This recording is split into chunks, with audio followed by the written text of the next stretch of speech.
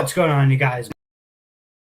My name is Cody Thixton, and this is an interesting podcast coming to you guys on December 16th, 2025, live for our 3-year anniversary. And we are actually accompanied by one of my favorite guests. And now, ladies and gentlemen, it is an absolute privilege to introduce to you guys Sledgehammer. Hey, how's it going? Hey, congratulations! I'm doing very good, man. How are you? Congratulations, by the way, on the big anniversary. I really appreciate that. That is so awesome. Well, let's just start off for all the people who maybe don't know you. Maybe you can introduce your name, where you're from, and maybe what you've been up to so far in 2025. Well, my name is Sledgehammer. I'm an independent professional wrestler of the Pacific Northwest. I'm one half of the tag team, the Hammer Brothers, with my brother Jack. And in 2025, we've just been wrestling all throughout the Pacific Northwest, doing stuff with Prestige, POW, DOA, up in Oblivion. I think at the beginning of the year, we did a little bit of stuff up in Canada with ASW. So just been doing a lot of wrestling, really. A lot of wrestling and having a lot of fun with my brother Jack. That is so cool. So, how do you feel like 2025 has kind of benefited you throughout this year? Well, the truth is that professionally, it's been a solid year. It's been a down year compared to some of the past years that we've had. We had a rough year at POW when feuding with the Sicarios. They got a few wins against us. We had a rough year at DOA because we went through a whole story of getting beat down by evil Dr. Cleaver and all of his cronies. So it's been a rough year for the Hammer Brothers, which is kind of funny because when we started off the year, we cut a promo at Prestige where we proclaimed 2025 would be the year of the Hammer. And the truth is, it was probably one of our worst years professionally as far as our performance in the ring. Like we didn't win a whole lot. We didn't have a whole lot of championships compared to the year prior where we were the DOA tag team champions. We were the POW tag team champions. We had a real good run first when we first started, but now we're hoping to bounce back in 2026. And I hope that at the end of this year, this last month of December, it will end with a bang and actually get to make some noise going into the new year. That is so interesting. Yeah, I know when I was talking with Jack Hammer, he had said that he had like multiple slideshows as to like we could do this within this gimmick. How does it kind of feel having those side slows where you're like, we can do that a little bit later. Let's try and incorporate what we know now. Well, he had the truth is when he had all those slideshows and stuff, he we wanted to incorporate a ton of that stuff right away. I'm not even sure, like most of the stuff that we haven't incorporated yet would be like merchandise ideas and stuff like that. Most of the stuff that he had slideshows for, we incorporated right away because we wanted to have a gimmick, two characters that had a ton of stuff going on and had everything figured out. We wanted to know what do the Hammer Brothers do when they're not wrestling? What are all their moves? What are their catchphrases? What are all the different things that they like to say? What are they doing when they're at the construction site? So all this background information, all this extra stuff, we incorporated probably 99% of it right away. And I'd say any other ideas that he have is mostly merchandise stuff. And then there's also a lot of cutting room floor ideas. So for instance, our finishing move, the Diesel Hammer Pile Driver, that was not our original finishing move. Our original finishing move was in a slideshow. This thing, something that Jack had written down. It was called the Boom Lift. And we had to kind of retire that before we even got it put onto a show. Well, we were practicing it and training, and we kind of realized, oh, this isn't going to work. This is basically physically impossible to pull off. So we're going to have to find something else. And I'm glad it happened because I think the Diesel Hammer Pile Driver is a way better finisher anyway. But yeah, I'd say most of the stuff at those slideshows we wound up incorporating, unless it was, cut content or like merchandise ideas that we're going to use way down the road. Yeah. Yeah, I actually really interested in like the amount of slideshows you guys have that you guys can always bring something important to the ring just based off of being like we have this backed up. If we really want, we can do this. That'll definitely separate us from, the other wrestlers or interacting with audience. Like it'll really set you apart. How was that like looking throughout all those slideshows and being like we could do this week, and if it goes good, next week we'll do this? Yeah, I mean, we like having a large arsenal of stuff that we could go to, so that we always have something new to do every single match, and that we also don't we try not to do the same thing every single match. I mean, there are certain things, there's a give and take. Like, we don't want to do the exact same thing every match, but there are certain things that we do want to get in every match, like the dump truck. The dump truck is so wildly popular. Crowds love it. That we're like, anytime, if we can only get one thing in, it's usually going to be the dump truck.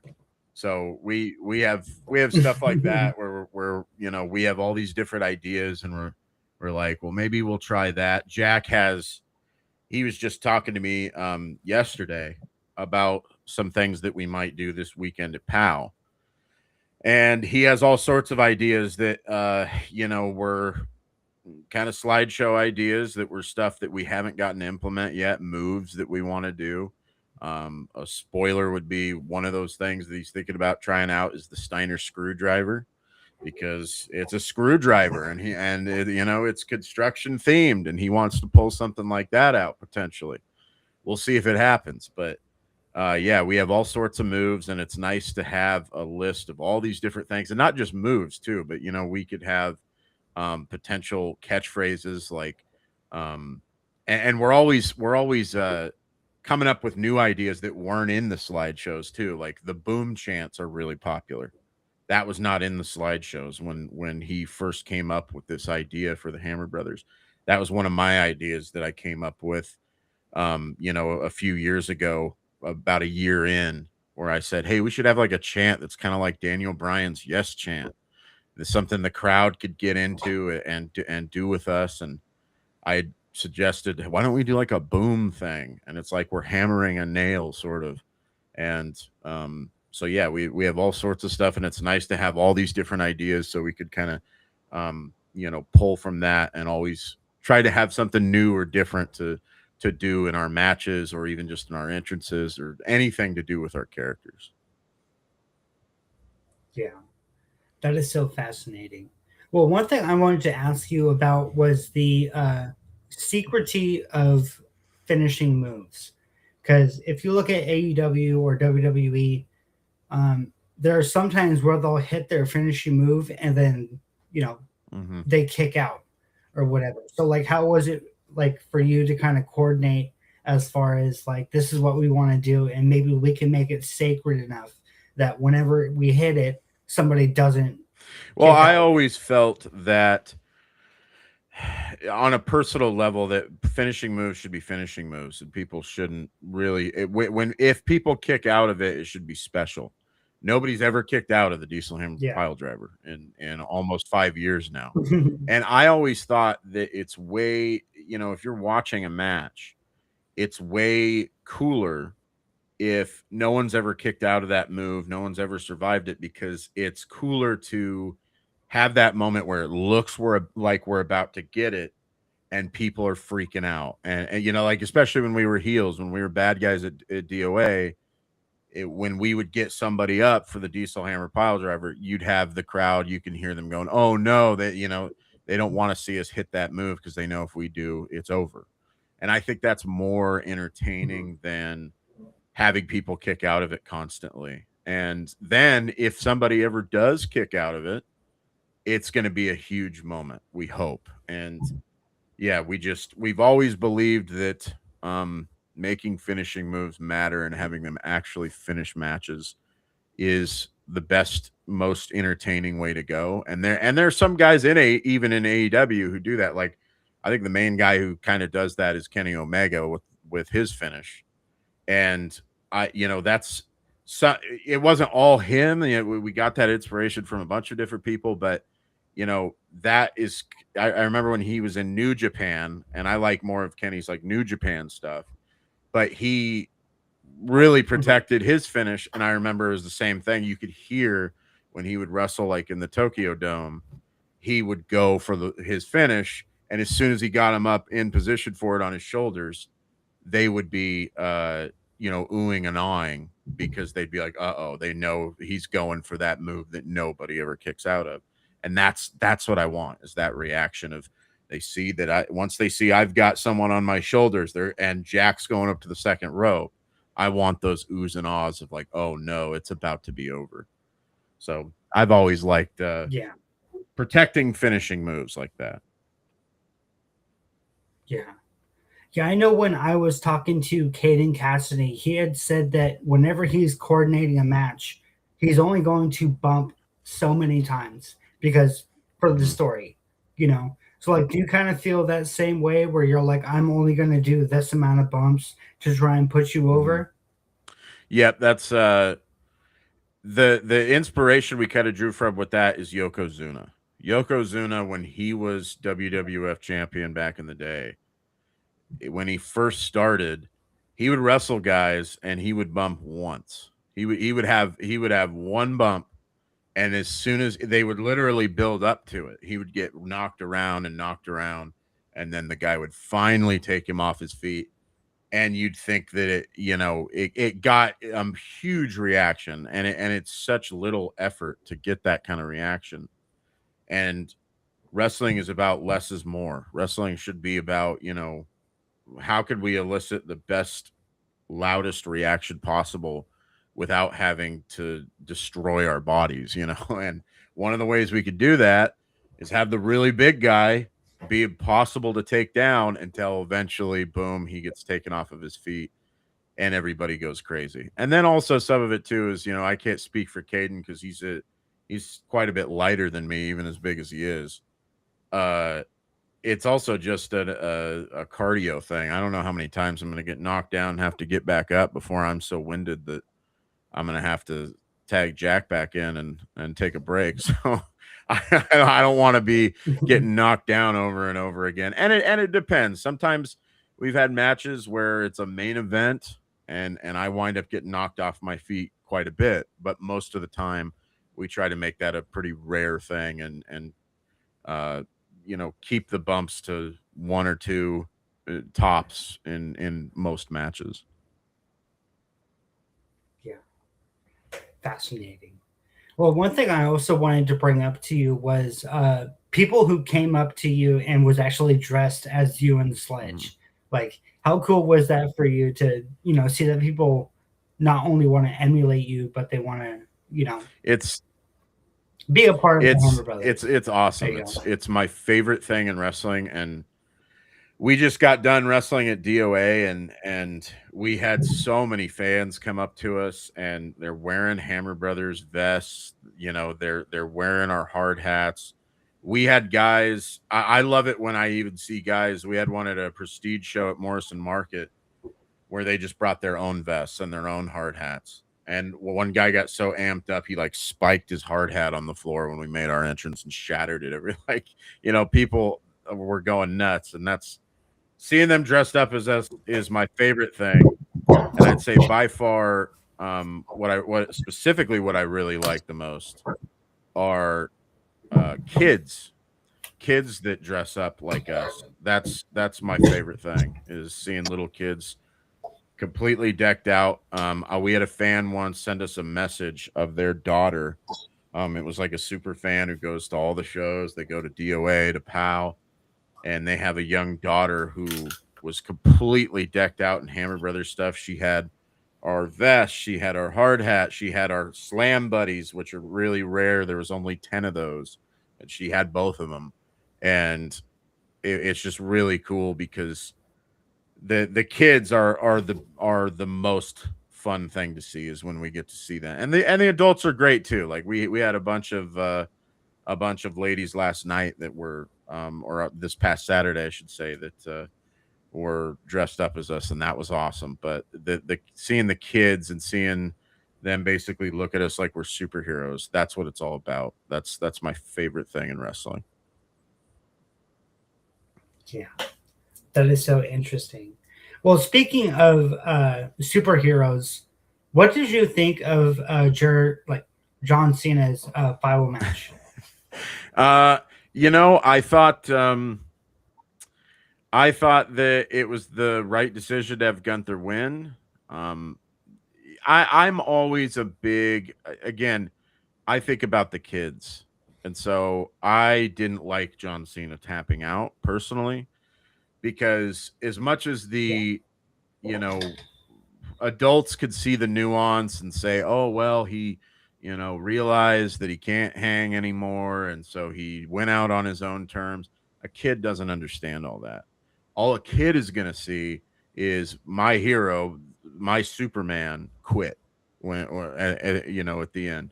And so I don't care for that. And I think that Gunther, I had seen. I don't watch as much WWE anymore, but I see clips online, and I had seen that Gunther had come out on Raw, and he had gotten a really good reaction, a bunch of people booing him, and I think that would have happened regardless. I think that would have happened even if John Cena just passed out from Gunther choking him out.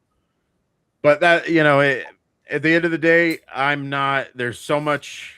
Everyone's gonna have their own opinion on things, but WWE is it's the major leagues, and they're dealing with so many, and I do know firsthand, even down here in the POW level, the DOA level, the independent wrestling level, there is so much politics to the way to how things are done, to where it's like if a fan sees something and go, well, I didn't really like the way that went.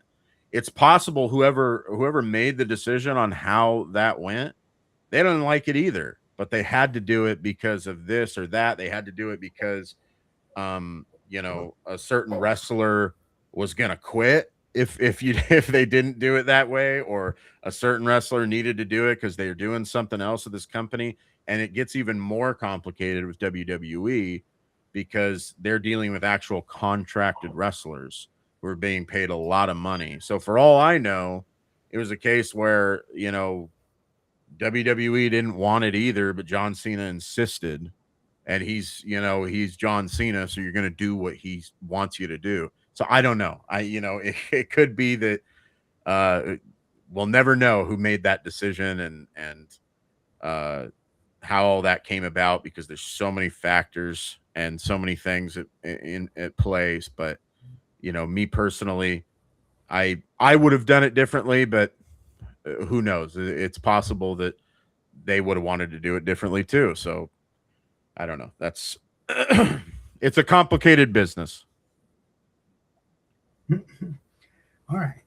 Well, is there anything that you kind of do pre-match where it's kind of like a ritual to get yourself set up?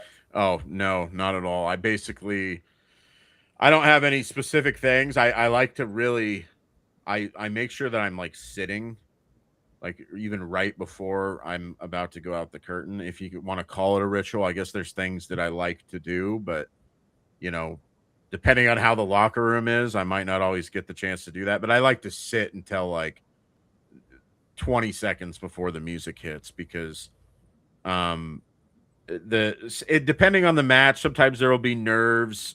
There's always some nerves because there's always the risk of getting hurt.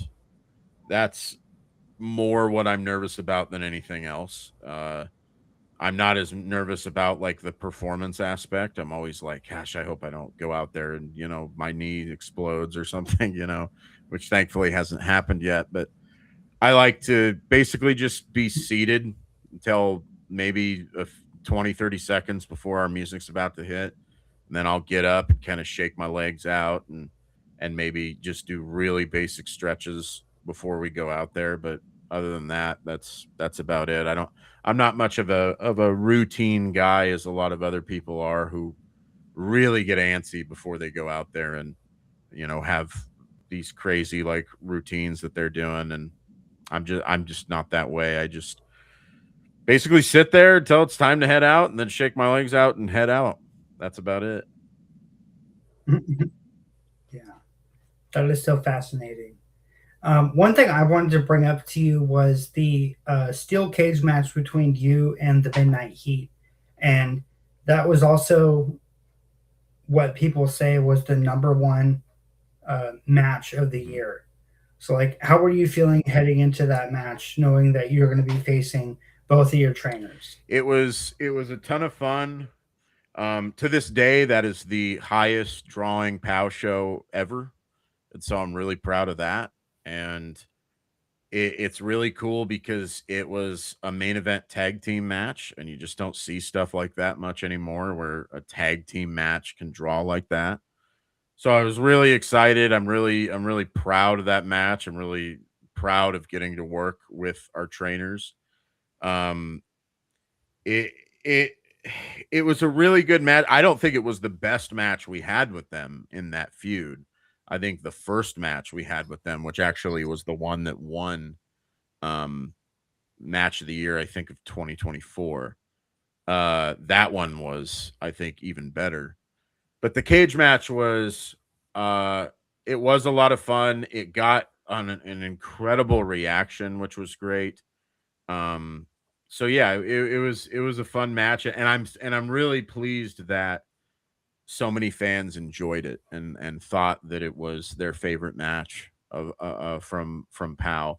And when they were talking about I saw people talking when we had our POW anniversary show. They were talking about what's your favorite match in POW history, and I saw a few people mention that cage match, and that means a lot because um, even when I don't think that that was quality wise our best match that we had, especially with the Midnight Heat, the fact that it so many people loved it means a lot because I think it means that we did a great job of building up to that match and getting people invested so that when that payoff finally came, people were really excited. And yeah, it's definitely probably a top 5 highlight of our career for sure, especially in hindsight and seeing how much people enjoyed that match.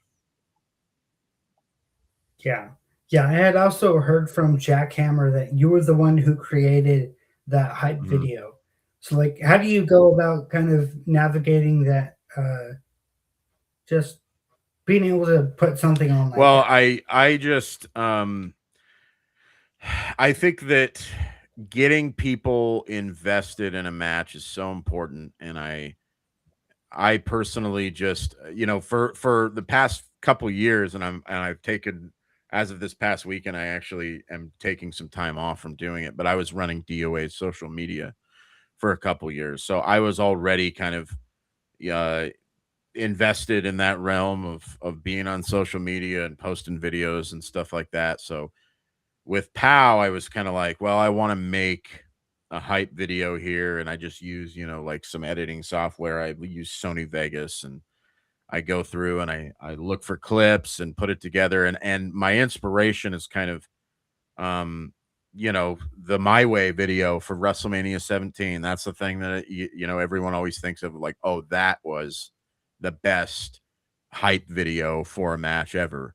And I try to look at something like that and try to recreate something similar to get fans invested and make them go, "Oh wow, this match feels like a really big deal. This match feels like the world is on the line here." And so, yeah, I just go through, find some clips, find a song that I like that I think kind of fits the tone of the feud that's going on, and then put all those clips in there and get it posted online and hopefully get fans invested and interested in the match that's going to be the payoff to whatever feud, whatever angle we're doing. Yeah. Yeah. So, have you and Jack been able to actually go back to Oregon Pro Wrestling School and just be there for a training period or We whatever? don't go very often anymore. Jack has a kid that he's taking care of. Jack and I don't live together anymore, so he moved further up north, and so we are not up there as much. We just went there like a few weeks ago, but we went there mostly for like shooting promotional stuff. And a few weeks before that, we did go up to training to work on some stuff, try out some new moves and stuff like that. But we haven't been able to make it up there on a regular basis like we were doing when we, had first started. We had been up there at least 2 times a week, every week for like 13 months, I think, before we wound up actually debuting. But we haven't been able to um, make it up there as frequently recently. And especially after uh, I had, surgery a little over a year ago, and that took me out for, uh, gosh, like a few months. And then even that, I was like, I don't want to bump as much. I don't want to go as crazy because I don't want to risk getting the doctors call it like a hiatal hernia. So I didn't want to put too much stress on my body. But hopefully we'll get to start making it back up there more often because certainly we need it. I need to I need to get up there and get some of my cardio, some of my win backs. Maybe so we can start winning some more championships again. Yeah, interesting. Well, what are some advice that you would kind of give to somebody who is just getting into pro wrestling at Oregon Pro Wrestling School? Like, what kind of advice do you give for them for that they can jumpstart their career? Just I guess the number one advice I would give is come in with a plan, come in with, ideas about who it is you want to be. And that's kind of a controversial thing to say because I've seen some trainers be like, well, you shouldn't even be thinking about what your character is going to be or any of that stuff until after you've debuted and had, a few matches. I've seen some guys who say you shouldn't even be having any kind of a character until a few years after you've debuted, that you need to like show up and just be, generic Joey and come out and just doing whatever until you finally are allowed to have a character. We were the opposite. We came in and we were like, here's everything that we want to be. I remember the day that we were sitting there with Ricky Gibson. We showed him the PowerPoint presentation with the 100 slides, and we were like, here's all the stuff that, and 99% of that was Jack's, his ideas. But we showed him the slideshow, and we were like, we want to be the Hammer Brothers. We want to be Jack and Sledge. We don't want to be, two generic uh J Brones. We want to be two guys that have everything figured out. So I guess my advice would be try to come up with a character that you're invested in and figure out what you are most comfortable doing. Figure out what works for you physically. Don't try to have an Undertaker gimmick if you're 5'4" and 120 pounds. Come up with what works for you and what you're going to be comfortable, because some people will also come up with gimmicks where they're like, well, I want to be spooky scary guy, and then they just don't have the temperament, the voice to pull that off, and it comes across as kind of cheesy. And so it's like you gotta sometimes it's okay if you're a smaller guy to have a gimmick where you are, kind of a clown, like you can have stuff like that. And there's nothing wrong with that, especially when you're starting out, to have something like that and basically make it your job to make other people look good. But like I said, my main piece of advice would be come in with a character that you enjoy doing and something that is going to be entertaining, because that's what wrestling's all about. Don't come in and be some generic fool that people are not going to want to pay money to see. Hit the ground running on that sort of thing, because you can figure out all the wrestling stuff as you go. You can start to grow and get better as the years go by, and you get more matches under your belt. But why do that while you're boring and while no one wants to actually see you wrestle? Do it while people are, get people interested in what you're doing, and kill two birds with one stone, so to speak. Do both at the same time. That's what I would say. Invest in yourself, invest in your character, all that sort of stuff. Yeah, that is so interesting. So, if you could kind of look back at your entire career, what are some wrestlers that you enjoy working with the most? Well, I mean, my two favorites are the Flamin' Aces and the Midnight Heat. Those will always be our two biggest rivals. Um, I wish we had gotten the chance, and we actually have wrestled the Flamin' Aces more than the Midnight Heat. We've wrestled the Flamin' Aces more than anybody else, but a lot of that includes matches that are not on like quote unquote real shows. It could be at a like a bar show or a like a school type show, like what we do at Hot Sauce. So we've wrestled them quite a bit, but it's um it's a case where we haven't gotten to wrestle them quite as much on like big shows. We basically feuded with them at DOA, but we haven't interacted with them much at POW. I think we've only had one match with them at POW, and then I don't think we've really wrestled them hardly at all anywhere else. We haven't wrestled them at Prestige, we haven't wrestled them in Oblivion, or any of the other places where we've kind of worked one-off matches, whether it's SOS or up in Canada. But those are the two teams are really the Midnight Heat and the Flamin' Aces. And then as far as other teams go, there's so many students that I've enjoyed working with. I worked with Joe. We worked with Joey Thornton, and he was great.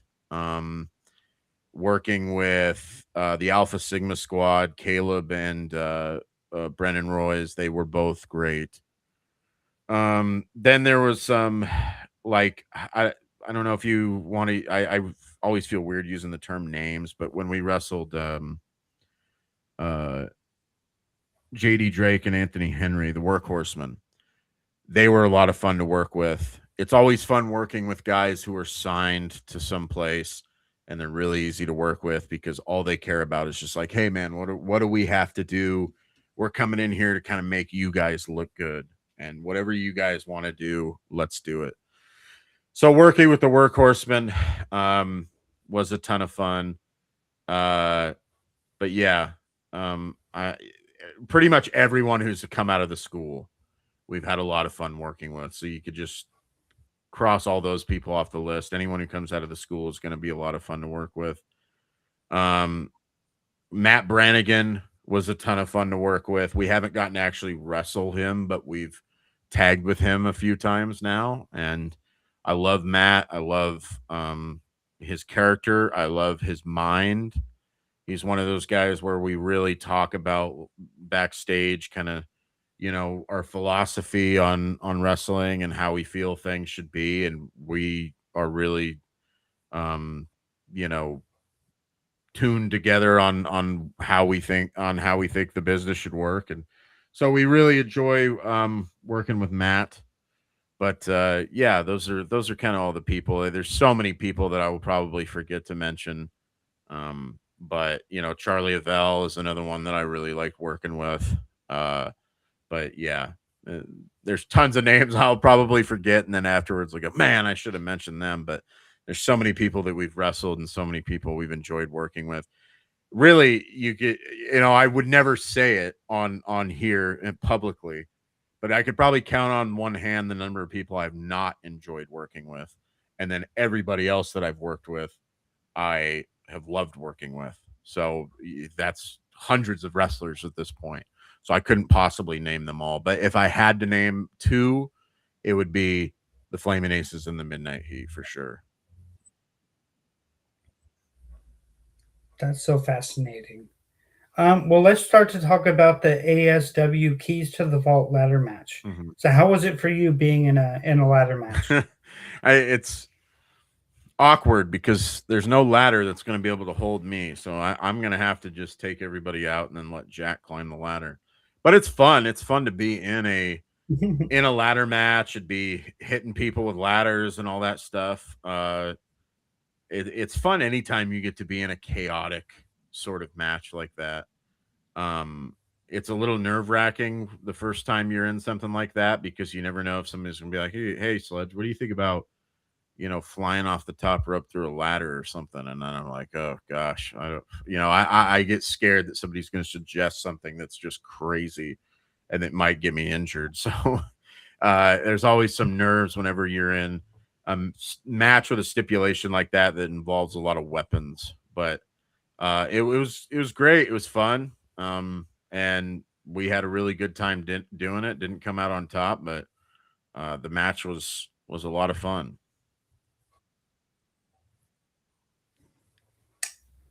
Hmm. So, how do you feel like they kind of differed from being up there and seeing you guys for the first time as compared to, being home and being able to perform in front of a crowd? Uh there really isn't much of a difference. We were well received there by that crowd. That crowd really loved us, and um it, yeah, they're very similar to what we have down here. I think ASW specifically is a very old school type promotion and has a crowd that really appreciates characters. There's certain promotions like a Defy or a Prestige where they tend to lean more towards wanting to see the wrestling. They want to see, high spots. They want to see really fast paced action. ASW is very old school, but DOA and I think POW are both very old school. So it was kind of a natural transition for us to go up there because we're used to that type of crowd who responds really well to character stuff, larger than life characters, larger than life gimmicks. So yeah, it was really easy. It was a breeze going up there. The people we worked with were a breeze to work with, and the crowd was great. So we it was easy. Yeah. Hmm. Well, let's start to talk about without because I don't know if I want to impede at all as far as your injury was concerned. But sitting there watching Jack Hammer kind of compete on his own, like, how did you feel like during that period watching him do that? I didn't get to see much of it, to tell you the truth. I was kind of recovering at home for most of that. And I don't have any issues, talking about it. It was a gallbladder thing. I had to get my gallbladder removed. So um getting that Oh, taken out, they do surgeries that are laparoscopic, so they make little incisions. I wound up having to get, because of my size, I wound up having to get the old school removal, which is like one big incision across like the rib cage. And so because of that, my recovery uh-huh. time was significantly longer than it would have been if they had been able to go in laparoscopically. So and also that made it so that uh I wasn't like mobile very much right after that surgery. Like I was pretty bedridden for a while. So I wasn't able to really see Jack's matches. I was spending a lot of time resting and recovering, and so yeah, I didn't get to see a lot of his solo stuff because I know that and I actually came back pretty quickly, like probably even quicker than I should have, to be honest. Because the only matches I remember he had a singles match with Sid Silem at DOA. I love Sid too, by the way. He's another guy we've loved working with. He had a singles match with Sid Silem at DOA, and then he had a couple singles matches at the Hot Sauce show. Because my surgery was in July, and then it was late July, and then August would have been the Hot Sauce show, and then DOA. And then I think I actually was I think I might have actually gone to POW, but I didn't wrestle. I think we just did like a promo. So I was actually there even though and was in the ring doing stuff. I wasn't wrestling, but I was there and I was like I could like barely move because I still had a giant incision across my rib cage, which no fans knew it, but I was out there and I was Yeah. like, nobody touched me. I can't do anything, but I could talk at least.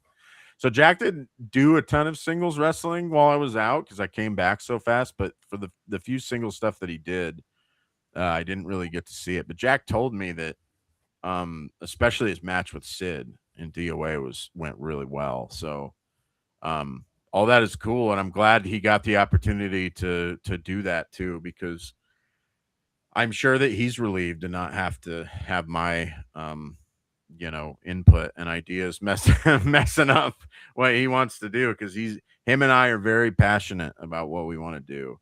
And so sometimes that leads to us butting heads. Most of the time it doesn't. Most of the time we get along well with planning stuff out. But I'm sure in a way it's kind of nice to wrestle solo, because there's only one other person whose ideas you have to worry about. Whereas with tag team wrestling, there's three other people. So I'm glad that it went well for him, and I'm glad that he got the opportunity to do that, even if it was only for a few matches.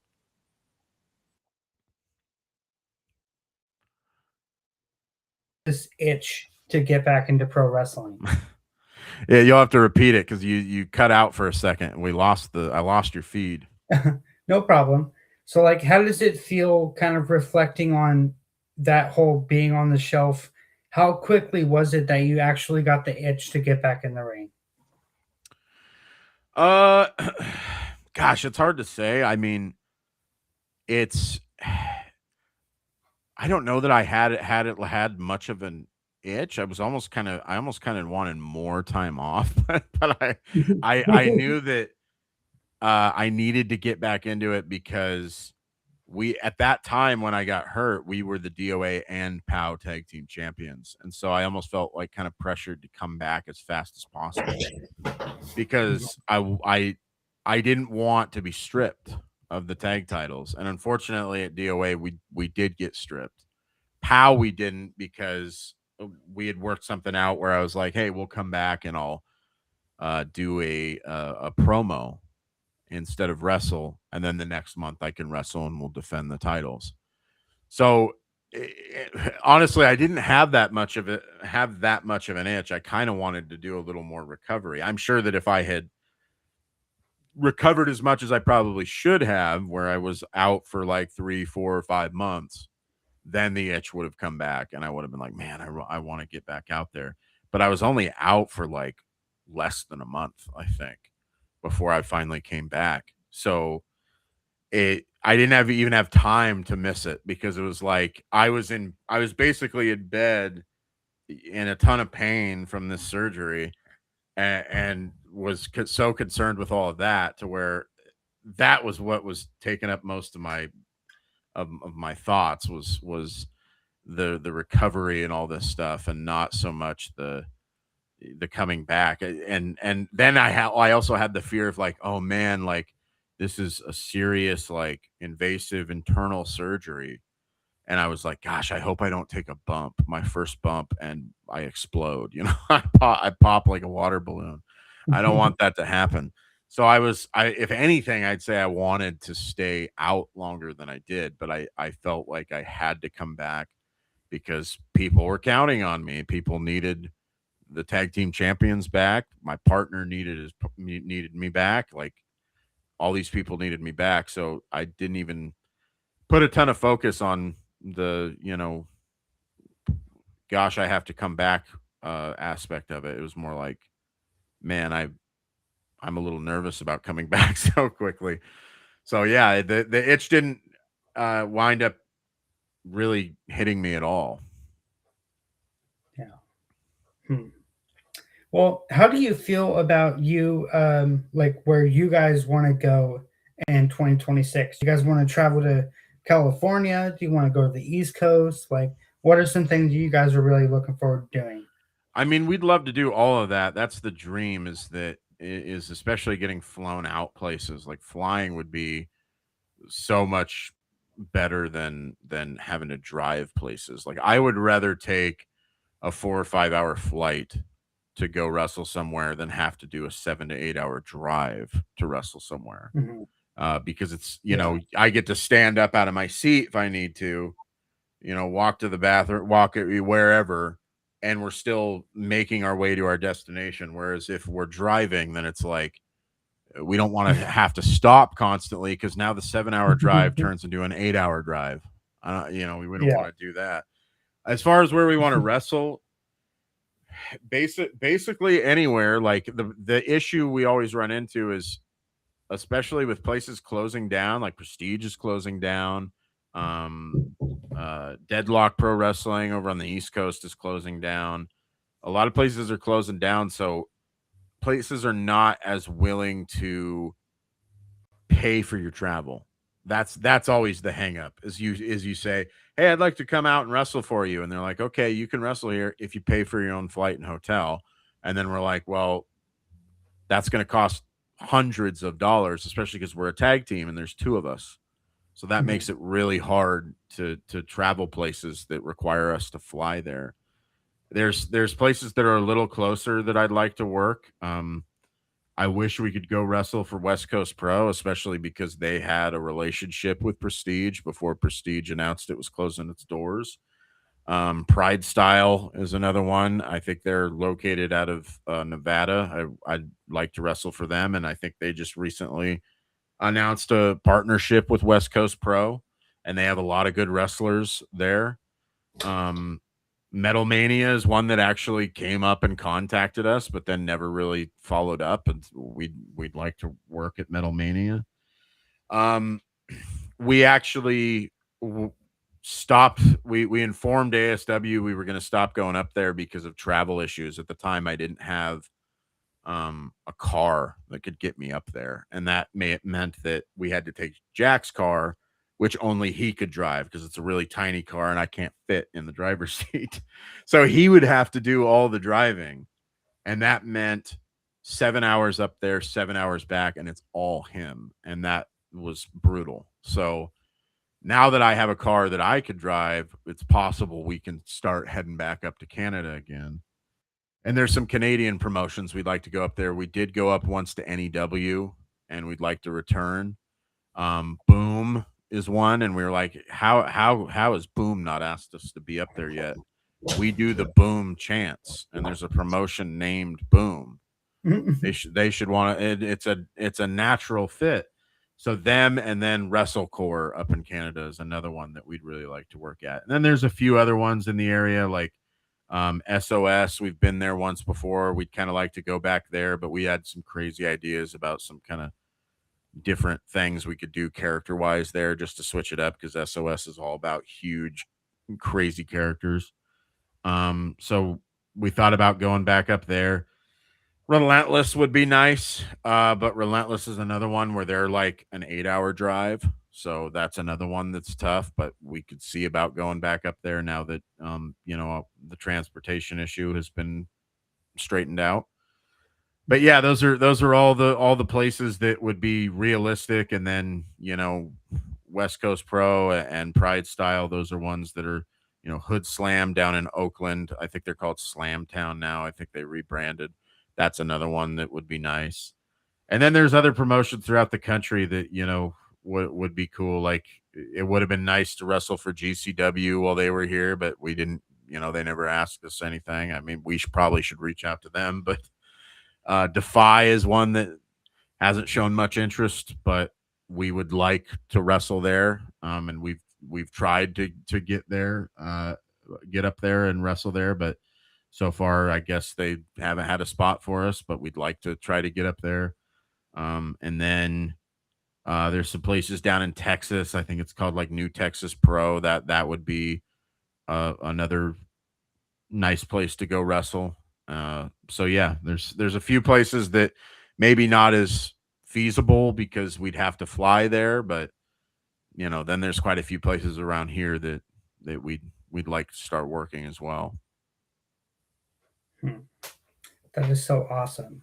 Well, I know when I was interviewing Jack, I talked about the possibility of you guys turning heel against each other and kind of doing a brother versus brother storyline.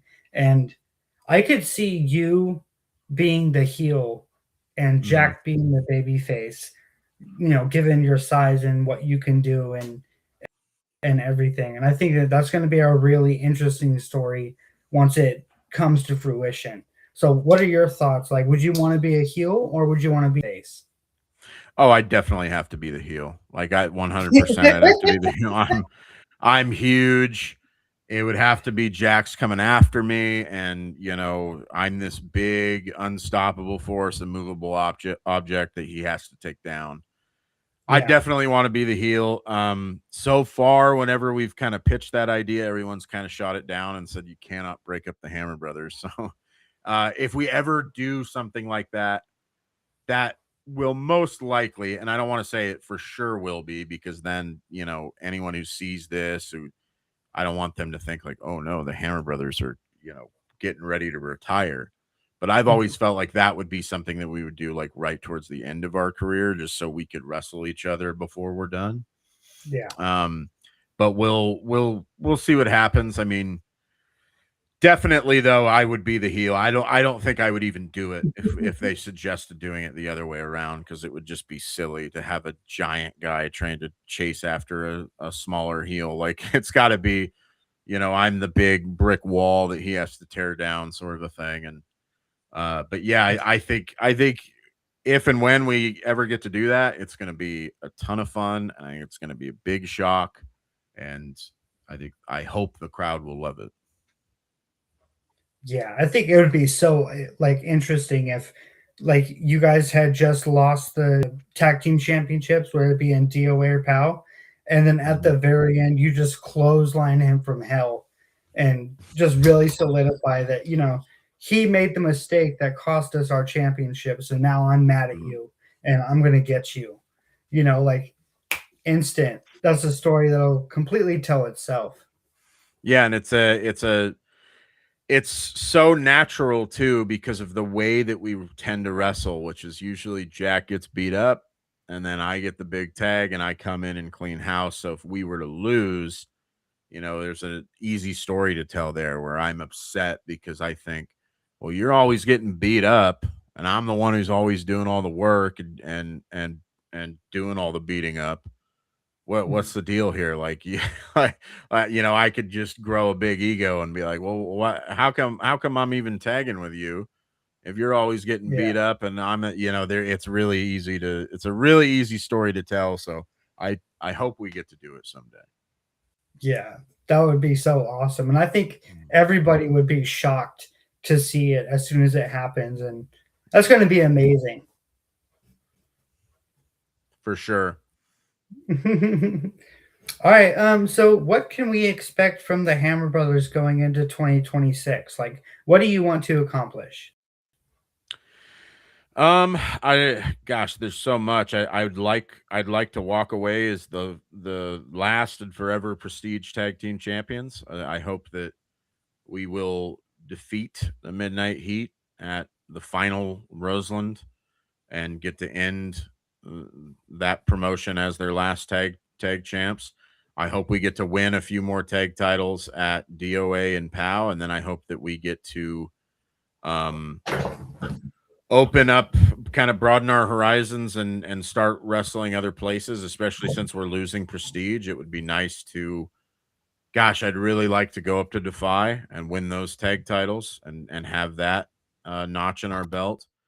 Um, and then I really would like to go wrestle somewhere out of state and win their titles, and not including Washington. I almost kind of blend Oregon and Washington together because it's all the Pacific Northwest. But like, go down to California, go down to Nevada, wrestle for some promotion like that, and win one of their tag titles. Uh, so all that are kind of accomplishments that we'd like to have. There's other things like dream opponents. Like, we'd love to wrestle some names. Like the Outrunners would be a dream opponent of ours that we're still trying to make happen. We're talking to various people like, hey, how much would it cost to get the Outrunners in here to wrestle the Hammer Brothers? We've actually like talked to them before and like talked about it and been like, yeah, we want to wrestle each other. But it's just a money thing as far as paying to fly them in and paying for their hotel and that sort of stuff. So we got dream opponents and stuff like that. But yeah, we'd like to start working other places, and then on a personal level, we'd like to get into better shape and get to the point. We were actually talking about how we want to get to the point where we can start having, I don't want to say more exciting, but just matches that are a little more fast paced than what we would typically do. Not because we feel like we need to do that. We have a very specific style that we like to stick to, but just something where it's like if we're wrestling a team that likes to work really fast from another promotion, that it's like we can be adaptable. We can be a team that can do that if that's what they want to do. Um, because like, we've wrestled, I won't name any names, but we've wrestled teams in the past where it's kind of like they're really fast paced, go, go, go type teams, and we're not. And then it almost feels like they're having to slow down for us. And we don't want that to be the case. We want to be at a point where it's like we can keep up with them. And so, on a personal level, it'd be nice to get into a little bit of shape, lose a little weight, that sort of thing, and get to the point where we can have these faster paced matches and can keep up with these teams. But yeah, those are kind of all of our goals. And, I hope that we can win a few more titles and work a few new places and broaden our horizons, like I said. That is so fascinating. All right, well, let's just have it for everybody who maybe doesn't follow you. Where can they find you on social media? Well, Jack and I share our accounts. We're Jack and Sledge, I think, on every platform. We're Jack and Sledge on X. We're Jack and Sledge on Instagram. Jack and Sledge, the Hammer Brothers on Facebook. So Jack and Sledge everywhere. We even have a TikTok. We even have a YouTube, and we will post clips, little short clips there of us wrestling. And hopefully we'll start getting more clips up now, because now that I'm not running DOA's social media, I hope that it will leave more time for me to help run the Jack and Sledge social media so we can get more stuff posted. So yeah, those are all the places that you could follow me and my brother. That is so awesome. Well, I just want to sit here and tell you thank you for you giving me the opportunity, and especially for you to come on our 3-year anniversary. It has been an absolute blast. Well, thank you for having me, and congratulations on the 3-year anniversary. I know that all the wrestlers I talk to love coming on here and love talking to you, love doing the interviews. So keep up the great work, and hopefully, we get 3 more years of the interesting podcast. All right. Well, I really, really appreciate that. And I cannot wait to see you when you return to Independence. Yes, that'll be fun. I will see you there when we get to make our return. All right. Well, I hope you have a very, very good night, and I'll talk to you later. Thank you. You have a good night. Thank you for having me. Well, all right, you guys. So that was Interesting's podcast interview with Sledgehammer. Make sure to hit that like, subscribe button, and ring that notification bell so you guys get notified whenever I upload content. Make sure to go and follow me on social media at CodyT503. That's Twitter, Instagram, and TikTok. I hope you all have a very, very good night.